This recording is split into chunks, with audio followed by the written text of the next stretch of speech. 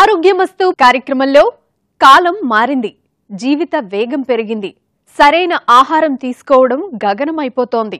ఫలితంగా ఎన్నో అనారోగ్యాలు చుట్టుముడుతున్నాయి. శరీరానికి సరైన పౌష్టికాహారం అందక ముఖ్యంగా స్త్రీలు ఎన్నో ఇబ్బందులు ఎదుర్కొంటున్నారు. ఈ పరిస్థితిలో చాలా మంది న్యూట్రిషన్ మాత్రల మీద ఆధారపడుతున్నారు.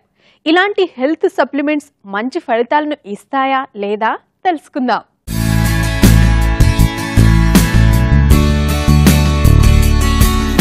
మనిషి జీవితం నడవాలంటే శక్తి అవసరం. శరీరంలో ఉండే విటమిన్లు, ప్రోటీన్లు ఈ శక్తిని అందిస్తాయి. వీటిని న్యూట్రియంట్స్ గా పిలుస్తారు. మన శరీరానికి న్యూట్రియంట్స్ ఖచ్చితంగా మనం రోజూ తీసుకునే ఆహారం నుంచే లభించాలన్నది శాస్త్రవేత్తలు, వైద్యుల మాట. కానీ కొంతమందిలో రోజూ ఆహారాన్ని తీసుకున్నప్పటికీ సరైన స్థాయిలో న్యూట్రియంట్స్ అందక పోషకాల లోపంతో బాధపడుతుంటారు.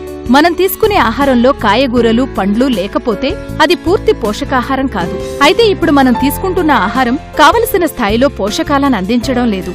ఈ పరిస్థితుల్లో పోషకాహార లోపం వల్ల రోగనిరోధక శక్తి తగ్గి అనేక వ్యాధులు చుట్టుముడుతున్నాయి.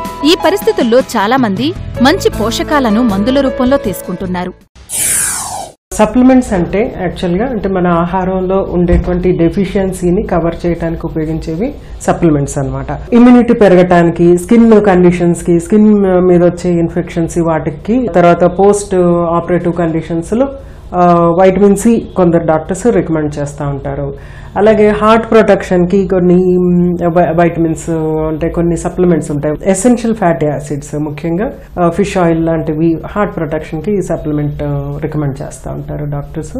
లివర్ కండిషన్స్ కి సప్లిమెంటేషన్ రికమెండ్ చేస్తూ ఉంటారు కొన్ని వైటమిన్స్. అట్లాగా వెయిట్ లాస్ మెథడ్ ఏదైనా ఫాలో అవుతున్నప్పుడు లివర్ ని ప్రొటెక్ట్ చేయడానికి కొన్ని సప్లిమెంటేషన్ అనేది ఇస్తూ ఉంటారు అనమాట. స్టోన్స్ అవి ఫామ్ అవ్వకుండా ఉండటానికి లివర్ లో. సప్లిమెంటేషన్ వైటమిన్స్, మినరల్స్, తర్వాత ఎసెన్షియల్ ఫ్యాటీ యాసిడ్స్ కాకుండా ఎనర్జీ సప్లిమెంటేషన్, ప్రోటీన్ సప్లిమెంటేషన్ అనేది కూడా ఉంటుందన్నమాట.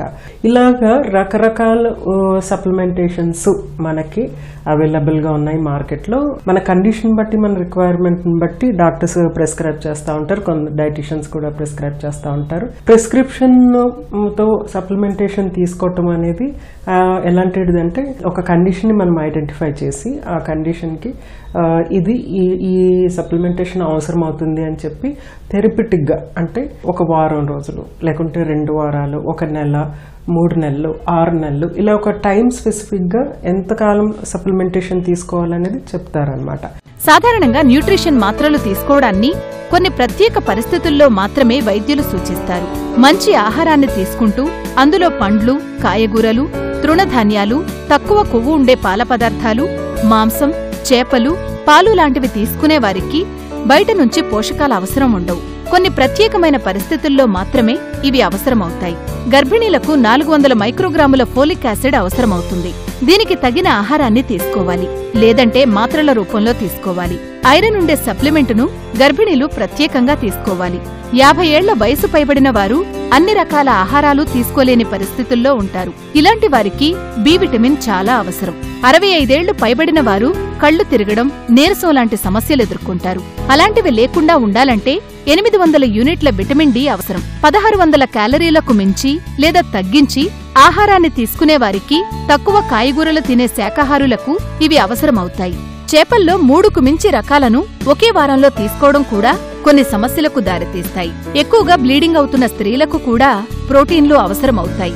డయేరియా, ఆహారపు ఎలర్జీలు, ఎక్కువ తినలేకపోవడం, లివర్, బ్లాడర్ సమస్యలున్నవారికి సైతం న్యూట్రిషన్ సప్లిమెంట్స్ అవసరమవుతాయి. సప్లిమెంట్ ఎప్పుడు తీసుకోవాలి అంటే ఓన్లీ డెఫిషియన్సీ ఉన్నప్పుడే మనం తీసుకోవాలి.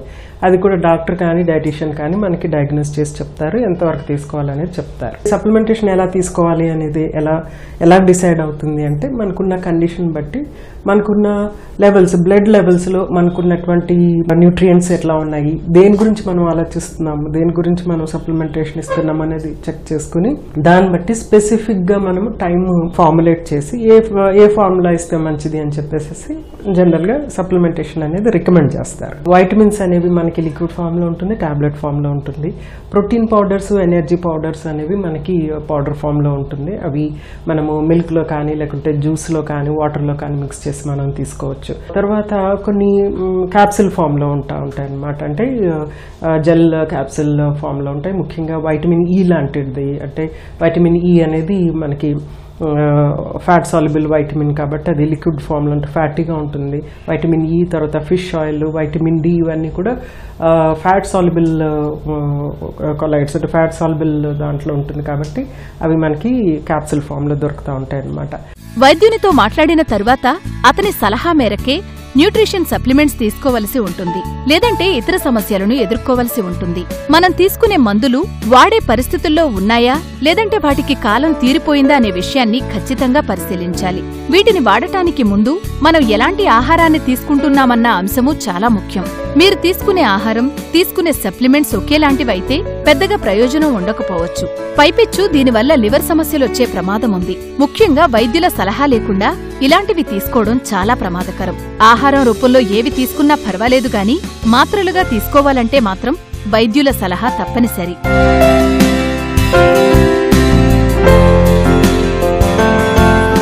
చూశారు కదా, హెల్త్ సప్లిమెంట్స్ పేరుతో తీసుకునే విటమిన్, ప్రోటీన్ మాత్రలు ఆరోగ్యం మీద ఎలాంటి ప్రభావం చూపుతాయో, ఎంత మేరకు ఫలితాలిస్తాయో, వీటి పట్ల అవగాహన కలిగి ఉండి ఆరోగ్యం మీద శ్రద్ధ పెట్టి కాపాడుకోండి.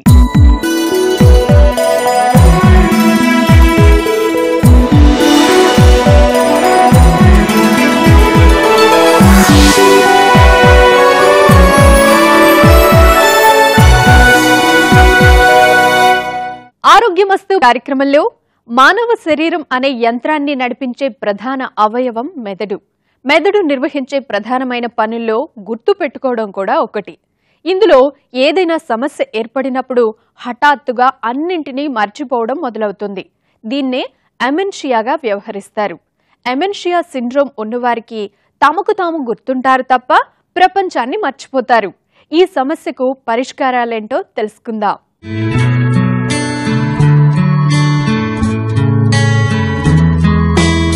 గుర్తుపెట్టుకోవడం మనిషి పనంతా దీనిమీదే ఆధారపడి ఉంటుంది. ఏదైనా మర్చిపోయామంటే ఎన్నో సమస్యలు ఎదుర్కోవలసి ఉంటుంది. అలాంటిది ప్రతిదీ మర్చిపోతే ఇంకేముంది, ఎన్నో సమస్యలు చుట్టుముడతాయి. కొన్ని సమయాల్లో మనం ఎవరమో కూడా మనకి గుర్తుండదు. ఈ సమస్యనే అమ్నీషియాగా పిలుస్తారు. చాలా తక్కువ సందర్భాల్లో మాత్రమే తమని తాము మర్చిపోవడం జరుగుతుంది. అమ్నీషియాను ఎమెనిస్టిక్ సిండ్రోమ్ గాను వ్యవహరిస్తారు. ఈ సమస్య ప్రారంభ స్థాయిలో ఉన్నప్పుడు గతంలో జరిగిన విషయాలు గుర్తుంటాయి. అయితే కొత్త విషయాలను గ్రహించడం తగ్గిపోతూ ఉంటుంది. మెదడులో గుర్తుంచుకునే ప్రక్రియ మీద ప్రభావం చూపించే భాగాలు పాడుకావడమే అమ్నీషియాకు ప్రధాన కారణం. ఈ సమస్య ఉన్నవారు కుటుంబ సభ్యులకు భారంగా మారుతారు. దీనిలో వచ్చే ప్రధానమైన ఇబ్బంది అదే. ప్రారంభంలోనే కొన్ని జాగ్రత్తలు తీసుకోగలిగితే అమ్నీషియాను అధిగమించవచ్చు. అమ్నీజియా అంటే మర్చిపోవడం ఏం మర్చిపోతారు? కొన్ని సంఘటనలు కానీ, కొన్ని రోజులు ఏం జరిగిందనే విషయాలు కానీ మర్చిపోతుంటారు కొందరు. అమ్నీజియా తలకు తీవ్రమైన దెబ్బ తగిలినప్పుడు మెదడులో టెంపరల్ లోబ్ అనే భాగం ఉంటుంది. చెవి లోపల ఉండే భాగమే టెంపరల్ లోబ్ అనమాట. ఆ టెంపరల్ లోబ్ లో కూడా లోపల భాగం మీడియల్ టెంపరల్ లోబ్ లో హిప్పోకాంపస్ అనే ఏరియాకి జ్ఞాపక శక్తికి చాలా దగ్గర సంబంధం ఉంది. ఇప్పుడు తలకు తీవ్రమైన దెబ్బ తగిలినప్పుడు ఆ డ్యామేజ్ వల్ల ఒక్కోసారి ఏమవుతుందంటే మెమరీ, కొత్త జ్ఞాపకాలు ఫామ్ చేసుకుని ఈ ప్రక్రియ దెబ్బతింటుంది. అప్పుడు ఏమవుతుందంటే మర్చిపోతారు. అంటే ఆ టైంలో జరిగిన సంఘటనలు, అంతకు ముందు జరిగిన కొన్ని సంఘటనలు మర్చిపోతారు. సపోజ్ రెండు వైపులా తగిలింది అనుకోండి, బాగా మర్చిపోతారు. ఒకవైపు తగిలితే కొద్దిసేపు మర్చిపోయి మళ్ళీ గుర్తొచ్చే అవకాశం ఉంటుంది. ఇది తర్వాత ఏమవుతుంది, కొన్నిసార్లు దెబ్బ తగిలినప్పుడు బాగా డ్యామేజ్ అవుతుంది. లోపల రక్త ప్రసారం అయ్యి బాగా ఆ నరాలంతా బాగా తీవ్రంగా దెబ్బతిని చాలా డ్యామేజ్ అవుతుంది. అప్పుడు ఏమవుతుందంటే రికవరీ, దాని నుంచి కోలుకోవడం బాగా తగ్గిపోతుంది. జస్ట్ దెబ్బ తగిలి లోపల డ్యామేజ్ అవ్వకుండా ఉంటే కొన్ని గంటలు మర్చిపోయి మళ్ళీ జ్ఞాపకాలు వచ్చే అవకాశం ఉంటుంది అనమాట. అదే రెండు వైపులా తగిలింది అనుకోండి, అప్పుడు ఎంత తీవ్రంగా తగిలింది, రెండు పక్కల డ్యామేజ్ అయింది అనుకోండి, వాళ్ళకి మళ్ళీ ఆ జ్ఞాపక శక్తి రాదు, మళ్ళీ ఏమీ గుర్తుండదు. అప్పుడు జరిగింది కానీ అంత ముందుకు జరిగింది కానీ ఏమీ గుర్తుండదు, ఎప్పటికీ గుర్తుండదు అనమాట. అమ్నీషియా సమస్య ఉండేవారిలో ఎక్కువ మందికి ఎక్కువసేపు గుర్తుపెట్టుకోలేని సమస్య ఉంటుంది. గతంలో విషయాలు జ్ఞాపకం ఉంటాయి కానీ ప్రస్తుత విషయాలు జ్ఞప్తికి రావు. ఈ మధ్య తెలుసుకున్న విషయాలు మరిచిపోతూ ఉంటారు. కనీసం పొద్దున్నే ఏం తిన్నారన్న విషయం కూడా గుర్తుండదు. క్రమంగా మర్చిపోతుండడం ఈ సమస్యలో ప్రధాన లక్షణం. కొన్ని సమయాల్లో వ్యతిరేక అంశాలు గుర్తుంచుకుంటారు, మరికొన్ని సమయాల్లో ఏదనే విషయంలో తికమక పడుతుంటారు. కొన్నిసార్లు తాముండే ప్రదేశాలు, తీసుకోవలసిన మందులను కూడా మర్చిపోతుంటారు. ఈ సమస్యకు అనేక కారణాలుంటాయి. మెదడులో సాధారణంగా గుర్తుంచుకునే అంశం అనేక విషయాల మీద ఆధారపడి ఉంటుంది. మెదడులోని ఆయా భాగాలకు దెబ్బలు తగిలినప్పుడు అమ్నీషియాగా మారవచ్చు. మెదడులోని గుర్తుంచుకునే వ్యవస్థలో వచ్చే ఇబ్బందులు, మెదడుకొచ్చే క్యాన్సర్లు, నరాలకు సంబంధించిన ఇబ్బందులు కూడా దీనికి కారణమవుతాయి. దెబ్బలు తగిలినప్పుడొచ్చే అమ్నీషియాను న్యూరలాజికల్ అమ్నీషియాగా పిలుస్తారు. ఎక్కడ తగిలింది, ఎంత తీవ్రంగా తగిలింది, రెండు పక్కలా తగిలిందా, ఇవన్నీ మనం పరిగణలోకి తీసుకోవాలి. వాళ్లకు ఎంత జ్ఞాపక శక్తి పోతుంది, ఎంత తీవ్రంగా పోతుంది, అసలు వస్తుందా రాదా అని తెలుసుకోవాలంటే తలకు దెబ్బ తగలమే కాకుండా ఇంకా వేరే వాటి వల్ల ఏమైనా ఈ విధంగా అమ్నీజియా వస్తుందా. కొన్నిసార్లు ఏమవుతుందంటే మైగ్రేన్ తలనొప్పి ఉండే వాళ్లకు తీవ్రమైన మైగ్రేన్ తలనొప్పి వచ్చి కొన్ని గంటల పాటు వాళ్ళకి ఏం జరుగుతుందో తెలియదు. దీన్ని ట్రాన్సియంట్ గ్లోబల్ అమ్నీజియా అంటామన్నమాట. అది 12 గంటలు ఉండొచ్చు, 24 గంటలు ఉండొచ్చు, ఇంకా ఎక్కువే ఉండొచ్చు. అలాంటప్పుడు వాళ్ళు ఏం చేస్తారంటే వెళ్ళిపోతారు, ఎక్కడికో వెళ్ళిపోతారు, బస్సు ఎక్కుతారు, వేరే చోటుకి వెళ్తారు, అక్కడ తింటారు, మాట్లాడతారు, మళ్ళీ ఎక్కడో ఎవరో చూస్తే వాళ్ళని పలకరిస్తారు, మళ్ళీ ఇంటికి రాకపోవచ్చు. ఇదంతా ఏమీ గుర్తుండదు. ఆ ఎపిసోడ్ అయిన తర్వాత వాళ్ళకి ఏమాత్రం గుర్తుండదు ఇప్పుడు ఏం జరిగిందో, ఈ 12-24 గంటల్లో ఏం జరిగిందో ఏమాత్రం గుర్తుండదు అనమాట. సో దీన్ని ట్రాన్సియంట్ గ్లోబల్ అమ్నీజియా అంటాం.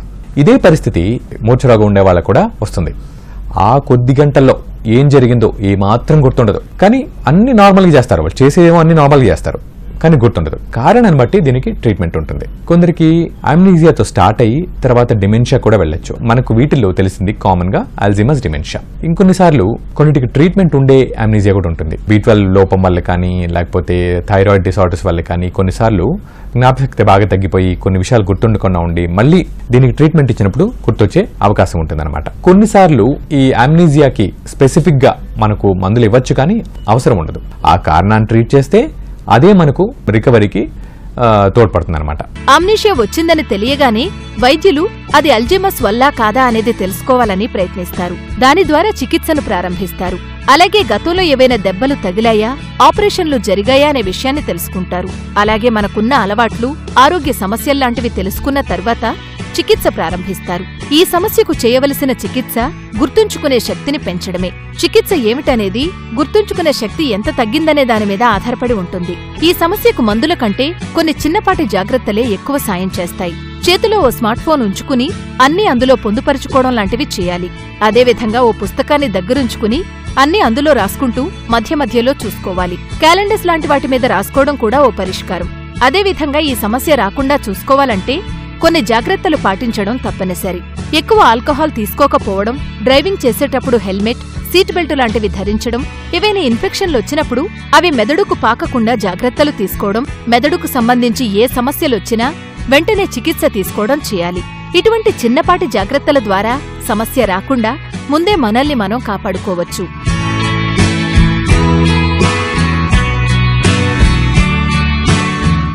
చూశారు కదా, ప్రపంచాన్ని మర్చిపోయేలా చేసే అమెన్షియా సమస్యకు పరిష్కార మార్గాల గురించి. ఇలాంటి సమస్యను ప్రారంభంలోనే గుర్తిస్తే చాలా వరకు వాటిని ప్రారంభంలోనే నివారించుకోవచ్చు.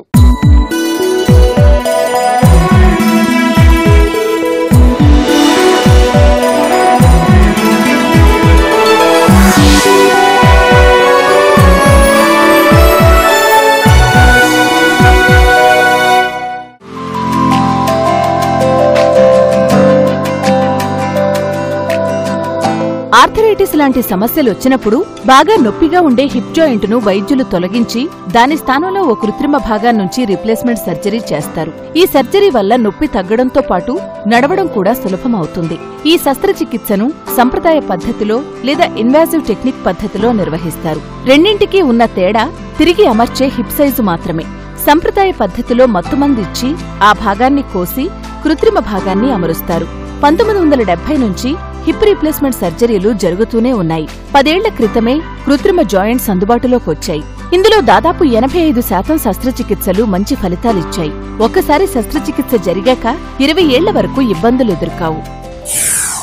తుంటి అనగా మన హిప్ బోన్ అనేది 2 భాగాల్లో ఉంటుంది.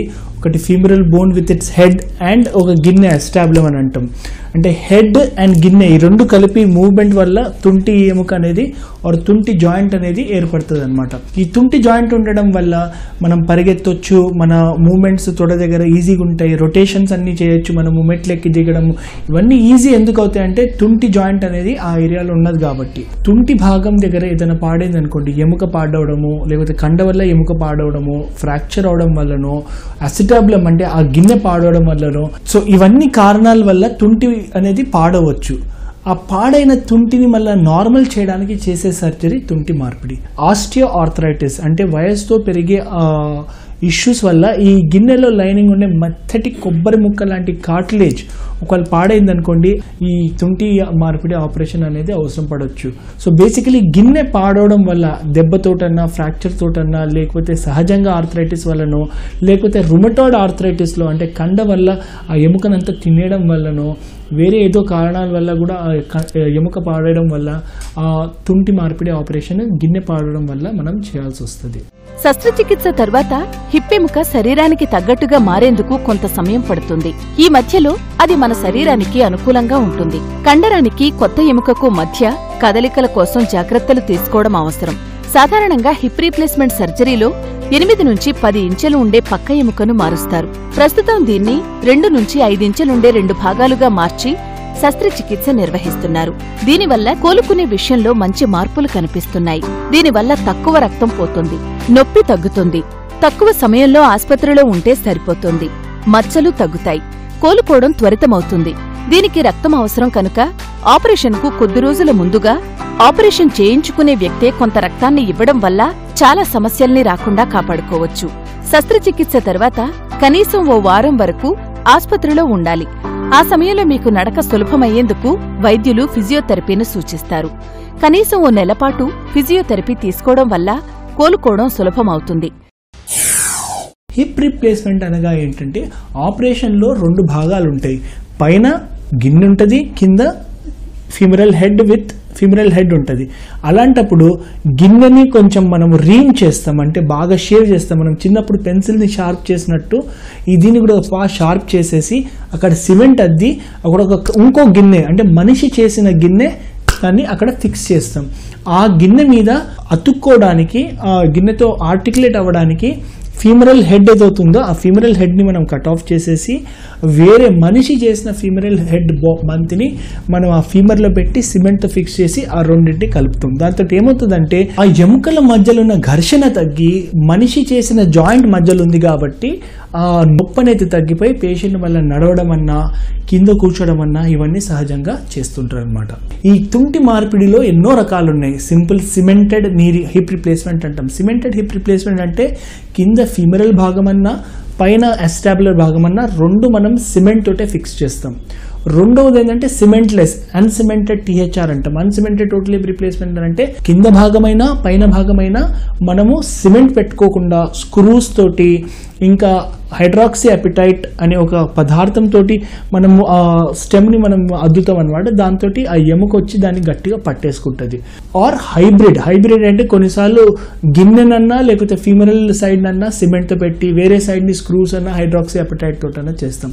ఆపరేషన్ కూడా ఇలా సక్సెస్ ఎలా ఉంటుందో మండే మార్నింగ్ చేస్తాం అనుకోండి, మండే ఈవినింగ్ కల్లా పేషెంట్ నడుస్తారు. వాళ్ళ పనులు వాళ్ళు చేసుకోవడానికి 3 రోజుల తర్వాత డిశ్చార్జ్ అయిపోయి ఇంటికి వెళ్ళి 2 వారాలు రెస్ట్ తర్వాత ఆఫీస్లో కూడా వెళ్ళడం అనేది జరుగుతుంది. హిప్ రీప్లేస్మెంట్ సర్జరీ తర్వాత 6 నెలల నుంచి సంవత్సరం వరకు విశ్రాంతి తీసుకోవలసి ఉంటుంది. ఈ సమయంలో కాలు మడత పడకుండా జాగ్రత్తలు తీసుకోవాలి. ఎట్టి పరిస్థితుల్లోనూ దీన్ని కదల్చకూడదు.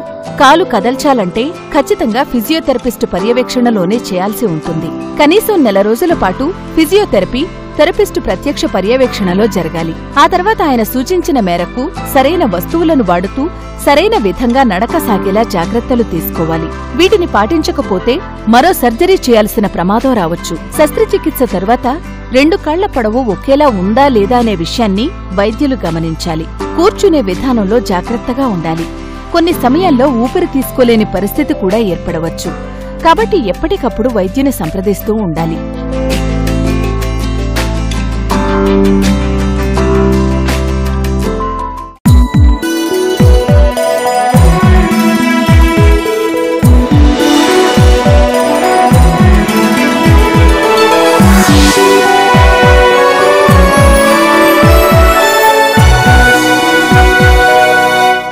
ఆరోగ్యమస్తు కార్యక్రమాన్ని ఆన్లైన్లో చూడాలనుకునేవారు www.youtube.com/etvlifeindia అలాగే www.facebook.com/etvlifeindia అలాగే ట్విట్టర్లో చూడాలనుకునేవారు www.twitter.com/etvlifeindia అని టైప్ చేసి ఈ కార్యక్రమాన్ని చూడొచ్చు.